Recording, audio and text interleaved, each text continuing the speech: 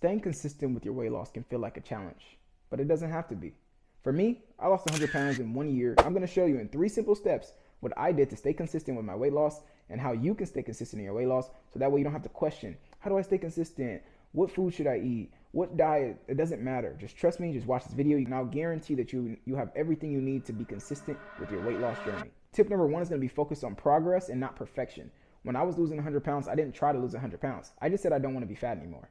I literally said I just don't want to be this version of myself. I used to look in the mirror and not like how I looked. I didn't like it at all. I hated seeing that 300-pound version of myself. I hated going to the pool and I'm hiding and I'm wearing a shirt when I'm hopping in the pool. Like, you're in the pool, take your shirt off. But I was embarrassed. I didn't want anyone to see me. They didn't see me. And if I would have embraced it, of course, then people wouldn't have noticed. But it's because people don't view you as they view you. They view you how you view yourself. That's why you can see confident overweight guys and they see skinny guys who are not confident. It's all about how you perceive yourself. Even with girls, a lot of big girls have more confidence than some skinny girls because that's how they perceive themselves. They think nothing's wrong with that.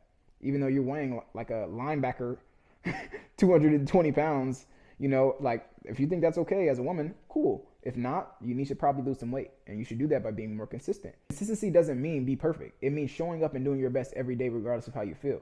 Let me give you an example. You have a plan to lose 10 pounds. Even though that I don't think this is the best way to go, this is fine, but it would be a better goal to actually become a healthy person. Don't just run a marathon, become a runner. This is the mindset you need to have. But let's just say you're trying to lose 10 pounds. Staying on track with losing 10 pounds is about habits and systems, not willpower. Don't depend on your willpower like, oh, I can't eat this chocolate, I'm getting stronger. No, you don't. That makes you weaker. And if you leave a box of cookies on your counter for a week, by day 5, you're gonna break. Because it's impossible. There's times where I get upset when I go home and I see certain sweets, certain places, because I didn't put them there. And I don't want them there, you know? It gives me a flash of my old self. Because just because I lost 100 pounds, that doesn't mean that the 300-pound version of me doesn't like sweets or chocolate anymore. I was just able to say no to it for a long time, so that way this version of me can reap the benefits. I'm literally living the benefits of my 16-year-old self who was strong enough to lose 100 pounds and my 17 to 23-year-old self that kept it off. Because I could have lost it all and gained it back. Actually, 84% of people who lose weight regain it. So this is why you see a lot of people losing weight, because there's like 64 problems that go into weight loss. Let me give you an example. How to eat healthy food, how to work out, how to stay consistent.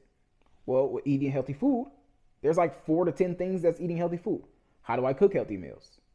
How do I cook healthy meals fast? Because I'm an entrepreneur. How do I make a meal plan? How do I do it around my family? How do I do it without a budget? How do I turn down fast foods when I'm driving by it, even though I'm hungry? How to eat healthy with fast foods. These are like 10 things, and I can name hundreds of problems within these things, and each person will have a specific problem. Well, you either can join something like me where I say, hey, I've solved all these problems in one place. So if you don't want to be confused, go join it. Or you can trust yourself and you try to fight this endless stick of like, no, I'm going to do it. I'm going to do it. Just get help. That's the best advice I can actually give you in this whole thing. Get help. And even if you didn't choose me, it wouldn't hurt me more than it would help you to actually get the help. So choose someone that you trust, of course, because LA Fitness doesn't care if you pay them $30 a month and go home and still fat. They don't. Their business model, even Planet Fitness business model, their business model isn't built on change because there's no face attached. The company is the face. They're providing everything for you, so they have nothing there. Hey, you bought the membership. You didn't do the right workouts. You didn't do the right diet. That's why you're still fat. No one goes and blames LA Fitness 6 months later. Hey, you still got me fat. No, because they know that they're probably doing stuff wrong outside of the gym. You have to think of weight loss like a staircase. You might stumble on a step or two, but the point is just to keep going through the top. And if on day 7 you stumble and you fall, you don't fall all the way back down. You just miss a step. You may have fell to the ground and scratched your knee.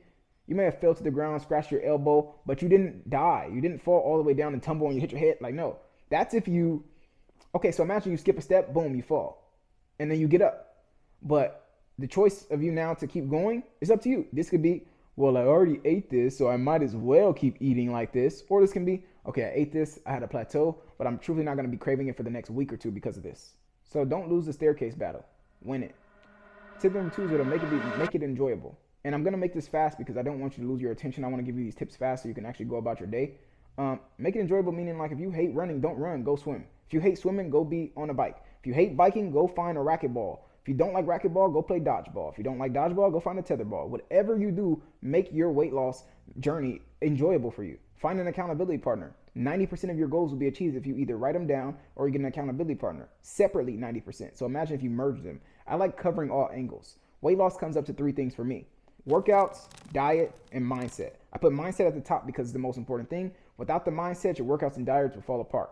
So if you make it enjoyable, focus on your mindset, your workouts, and your diets, everything will be okay. And lastly, like I was saying about an accountability partner, find a friend. I lost 100 pounds in 1 year.